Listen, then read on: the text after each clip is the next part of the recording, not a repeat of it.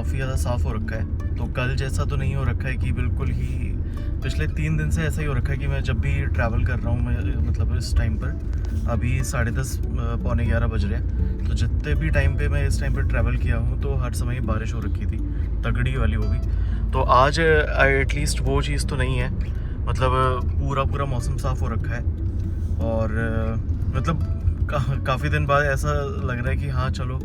जो ये इतने दिन से बारिश हो करके बिल्कुल ही मौसम ख़राब सा हो रखा था, वो थोड़ा सही हो गया है। इधर ही बगल में ये एक नहर जारी होती है, तो और दिन ये भी पूरा ऊपर हाई लेवल तक का रहती है, जो ये अपना टीन शेड से कवर कर रखी है। लेकिन आज ये भी नॉर्मल लेवल पर ही है। तो मतलब एक तरह से ये बोल सकते हो कि जो 1-2 तारीख का जो एक्सट्रीम वेदर था ना, वो थोड़ा थमसा गया है। और अब जाकर के जो उतना अब मतलब न्यूज़ में भी ऐसे ही आ रहा है, और जो वेदर डिपार्टमेंट से भी यही न्यूज़ आ रही है कि ये 2 तारीख तक का ही था जो आपका एक्सट्रीम रेड अलर्ट था। बारिश रहेगी अभी भी, लेकिन जो रेड अलर्ट वाला सीन था वो थोड़ा सा चला गया है। So hey guys, once again welcome back to the channel and welcome back to another video. Hope you're doing absolutely fine. तो आज है 3 अगस्त और मैं अभी घर को निकल रहा हूँ। बुआ के घर ही गया हुआ था रात भर और 3:30 बजे सोया हुआ। तो अभी ऑफिस वगैरह का सारा काम कल रात ही मैंने निपटा लिया था। जैसे मैं कल कह रहा था, कल के ब्लॉग में कह रहा था कि मैं मतलब 2-4 घंटे रहते हैं तो हल्की फुल्की ट्रेनिंग्स वगैरह जो रहती हैं और ये सारी चीज़ें मैं कर लेता हूँ। बाकी आजकल मतलब ऑफिस आवर्स में थोड़ा सा रिलैक्स रहता है मामला, क्योंकि वहाँ पर एनी हाउ मुझे रात को 3-3:15 बजे तक का बैठना ही पड़ता है। और तो फिर अब उस टाइम पे खाली बैठ करके भी क्या ही करें। तो इस वजह से जितना ही मेरा काम रहता है, जो ऑफिस का मैं डे टू डे वर्क कर रहा होता हूँ, तो वो मैं उस समय पे ख़त्म कर लेता हूँ, ताकि जब ऑफिस आज रहते तो वहाँ पर मैं कुछ एडिशनल कर सकूँ, कुछ एक्स्ट्रा कर सकूँ, अपनी जो पुरानी कोई वीडियो वगैरह वो एडिट कर सकूँ। वैसे वो मैं पहले करता था, इस बीच तो वो भी पूरा अप टू डेट चल रहा है, तो उसका वो भी नहीं हो रहा है। तो थोड़ा सा रिलैक्स वाला सीन रहता है ऑफिस आवर्स में, ऑफिस आवर्स में, क्योंकि फिर ये नहीं रहता ना कि हाँ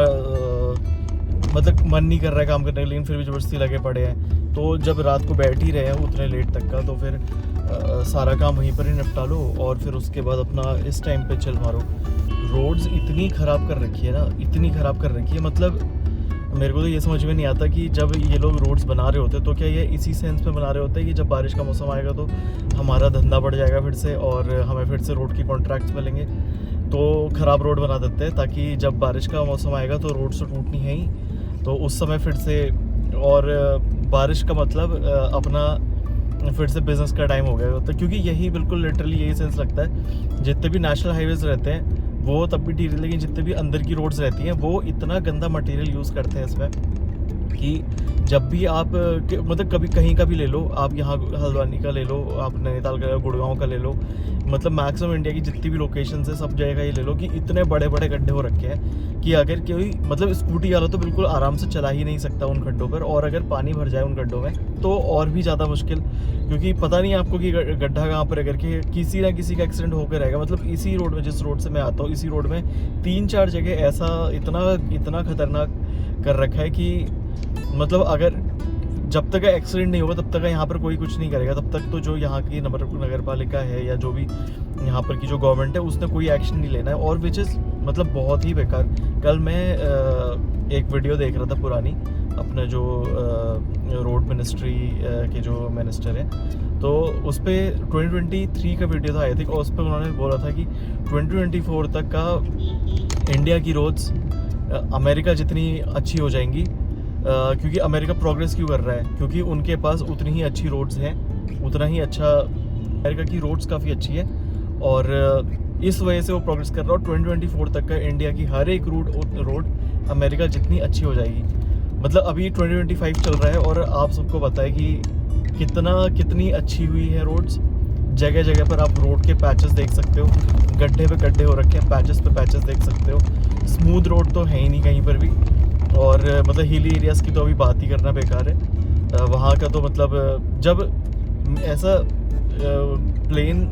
जिसको हम बोलते हैं, मतलब ऐसा जहाँ पर आपका पहाड़ी वगैरह नहीं होती है, जब इन रोड्स का इतना बुरा हाल है तो फिर हिली एरियाज़ का तो फिर अब कुछ हो मत, वहाँ तो एक्सट्रीम केयर चाहिए होती है रोड्स के साथ, और जो आप कंस्ट्रक्शन क्वालिटी मटेरियल यूज़ कर रहे हो वो चाहिए होता है। मतलब आप चाइना की रोड्स देख लो, वो भी तो आपका हिली एरिया में ही पूरा मतलब इस्टेब्लिश्ड है, पहाड़ों के बीच में ही तो है वो भी, लेकिन वहाँ पर तो ऐसा हमें कभी नहीं देखने को मिलता। बट वही बात आ जाती है कि मतलब करते हैं, ऐसा नहीं है कि मतलब मतलब ऐसा नहीं है कि मतलब कुछ भी नहीं कर रहा है, डेफिनेटली किया है, लेकिन उसमें फिर कुछ एरियाज ऐसी भी आ जाती हैं जो कि वो पूरा जो एफर्ट पड़ता है पूरे सालों भर का, जो इतना ये लोग एफर्ट मारते हैं, वहाँ पर फिर कुछ स्पॉट्स ऐसे आ जाते हैं जो कि पूरा का पूरा जो आपका एफर्ट रहता है उसको बिल्कुल ही पानी कर देता है। अभी मुझे थोड़े से एटीएम से पैसे निकालने हैं, तो मैं एटीएम ही ढूंढ रहा हूँ। जहाँ पर अभी मैं जा रखा था एक वहीं पर ही रहता है मेन यार सिटी का जो एटीएम है, लेकिन बंद हो रखा है अभी, तो पता नहीं कितने दिनों से बंद है, क्योंकि मैं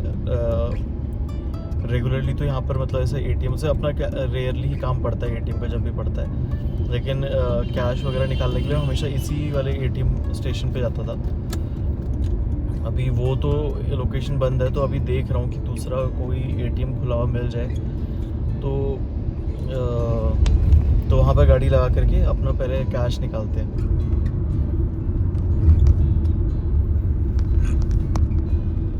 अब एक एटीएम स्टेशन तो मिल गया है, लेकिन अभी देखते हैं कि यहाँ पर से पैसे निकलते हैं नहीं निकलते, या फिर कितना कैश है। ये मेरे ब्रांच वाला जो मेरा बैंक है उसका एटीएम तो नहीं है, तो पता नहीं इसमें कितने की लिमिट हो सकती है, कितने तक का पैसा निकाल सकते हो। तो अभी चलते और एक बार देख लेते हैं क्या सीन है। तो भाई कैश निकाल चुके हैं सारा, और सारा नहीं, जितने की ज़रूरत थी उतना कैश निकाल लिया। तो पता नहीं मतलब शायद लिमिट 50,000 की होती है, तो मुझे तो कम ही निकालने थे, तो एनीवेज मतलब निकल गए थे यहाँ से। अभी गाड़ी को पार्किंग में लगाते हैं और सीधे घर चलते हैं। 11 ऑलरेडी बज चुके हैं, तो अभी अपने को घर जा करके फ्रेश होना है, नहाना है, और ऐसा तो कुछ है नहीं यार ज़्यादा काम, मतलब वीडियो एडिट करनी है, मेन तो अपने को वीडियो एडिट करनी है, और एक आध वीडियोस का थंबनेल वगैरह बनाना है, तो वो काम करना है मेन। इतना सारा कुछ हो जाएगा, फिर अपना तो 2 बजे से ऑफिस ही है, तो ऑफिस का तो कोई ऐसा ज़्यादा सीन है नहीं आज, मतलब अपना हो ही जाएगा नॉर्मल। तो यहाँ से चलते हैं अभी, और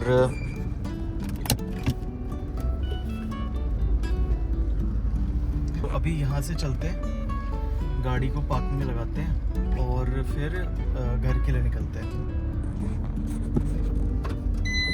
Driver seat belt.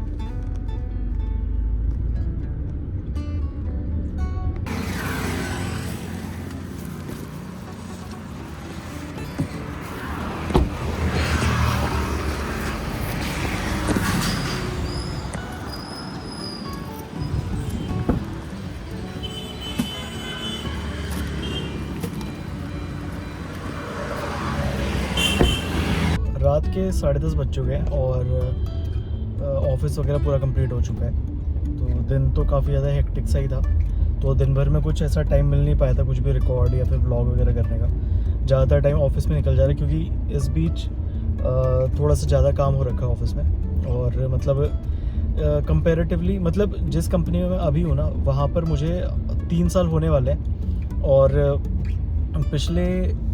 1.5 साल में मतलब कैसे बताऊँ मैं, लास्ट 1.5 ईयर्स में जितना मेरे पास काम नहीं था ना, वो रिसेंटली अभी 3-4 महीने में आना शुरू हुआ है। मतलब मुझे 1.5 साल हो चुके हैं यहाँ पे अपनी करंट ऑर्गेनाइजेशन में काम करते करते, और 1.5 साल में जितना काम नहीं आया था ना, तो वो सारा अभी पिछले 6 से 8 महीने में मेरे पास आना शुरू हुआ है। Reason being change of leadership बहुत ही ज़्यादा बड़ा रोल प्ले करता है ये,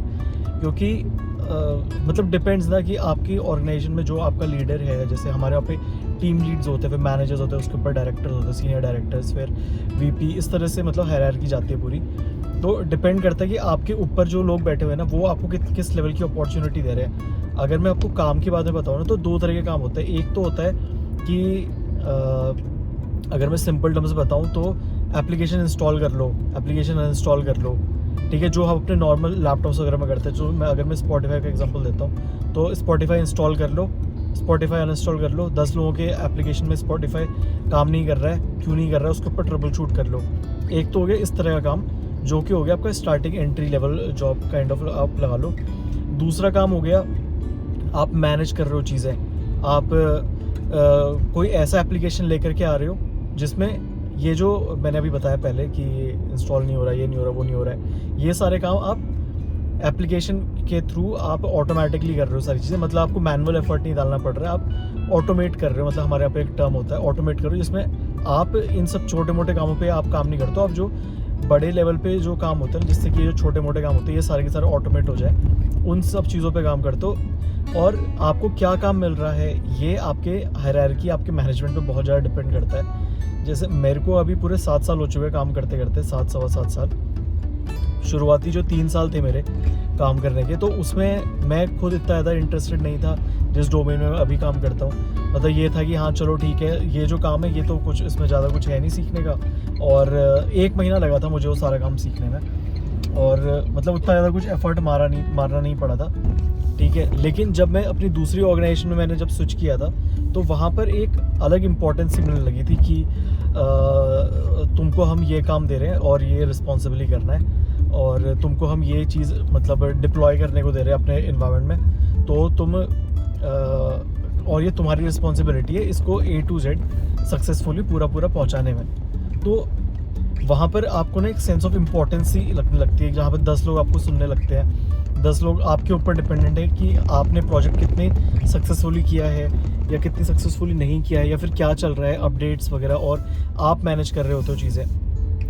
ये भले ही 2-3 साल आप जब जॉब इंडस्ट्री, मतलब एटलीस्ट जो मेरी डोमेन है साइबर सिक्योरिटी की, जब आप उस डोमेन में आ जाते हो, उस डोमेन में आपको 2 से 3 साल, 2-2.5 साल हो जाते हैं, तो तब जाकर के आपको इस लेवल की अपॉर्चुनिटी मिलती है, और आप भी काफ़ी ज़्यादा मतलब एक्साइटेड रहते हो कि कुछ नया चीज़ जो है, जो आप अपने लेवल पे खुद से डिप्लॉय करना चाह रहे हो या खुद से कोई भी चीज़ करना चाह रहे हो। अब आता हूँ मैं उस बात पे कि जो पिछले अब एट प्रेजेंट में जिस ऑर्गेनाइजेशन में हूँ, तो उसमें पिछले 1.5 साल पे तो मुझको वो जो बिल्कुल ही बेसिक एंट्री लेवल काम होता है ना, वो पकड़ा रखा था, जबकि मेरी पोजीशन उस लेवल को करने की नहीं थी। रीज़न बीइंग जो मैनेजमेंट था उस समय, या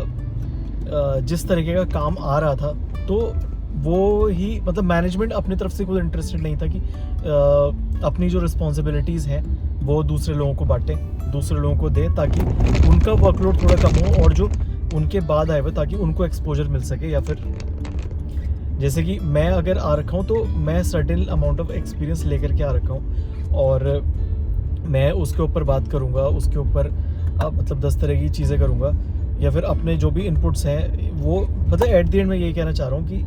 आपका जो लीडरशिप रहता है ना किसी भी ऑर्गेनाइजेशन में, कॉर्पोरेट, एटलीस्ट कॉर्पोरेट एनवायरनमेंट में जिसका मुझे एक्सपीरियंस है, तो वो सबसे ज़्यादा इस बात पे मैटर करता है कि आपके ऊपर जो लोग बैठे हुए हैं, जो आपका मैनेजर है, आपका लीड है, तो वो किस लेवल पे मतलब वो कितना ज़्यादा मैच्योर है, इन सब चीज़ों के ऊपर डिपेंड करता है। तो इसी के साथ आज का व्लॉग यहीं पर ही ख़त्म करते हैं। मिलते हैं आप सब अगले व्लॉग में, तब तक अगले गुड बाय।